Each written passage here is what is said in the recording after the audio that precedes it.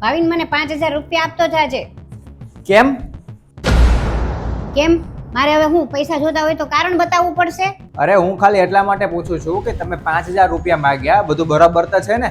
હા હા, બધું બરાબર જ છે. દે હવે. આપું.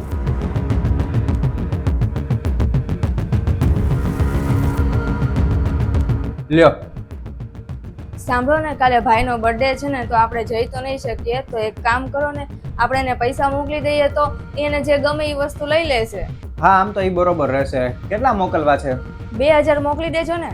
અરે 2,000 માં ઈ શું લેશે? કાંઈ આવતું નથી 2,000 માં અત્યારે. એક કામ કરું, હું 5,000 મોકલી દઉં છું. હા, વાંધો નહીં. સારું, હવે હું જમવાનું કાઢું છું, તમે આવો ફટાફટ.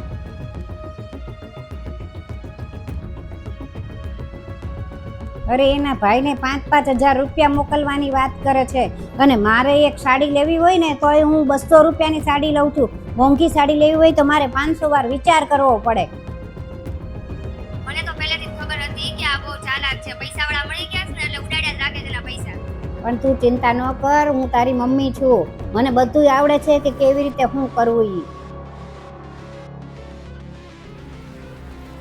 મમ્મીને ખબર પડી ગઈ કે તમે મારા ભાઈને 5,000 રૂપિયા મોકલ્યા છે ઈ. હા, પણ તો કાંઈ કીધું એમણે? મને તો નથી કીધું, પણ દીદીને બહુ કીધું છે. મને એવું લાગે છે કે એને સારું નથી લાગ્યું તમે પૈસા મોકલ્યા ને મારા ભાઈને ઈ. કાંઈ વાંધો નહીં, ચિંતા કરમાં. એમનો થોડોક ગુસ્સો કદાચ આવી ગયો હોય, કાં તો કંઈ બીજી વાતમાંથી કોને ખબર શું થયું હોય.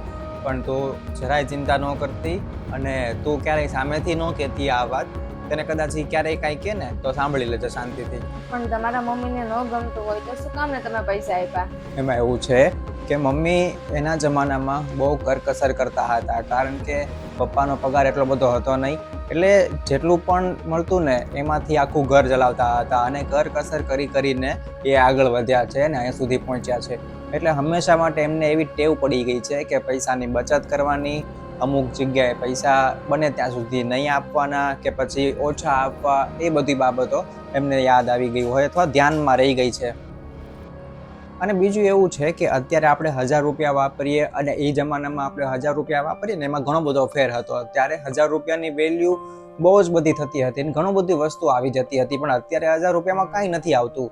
પણ હવે એ મમ્મીને અત્યારે ન સમજાય, કેમ કે મમ્મી આખો દિવસ ઘરમાં હોય અને આપણે બધી વસ્તુ લેવા જઈએ છીએ, બધી વસ્તુની ખરીદી આપણે કરીએ છીએ.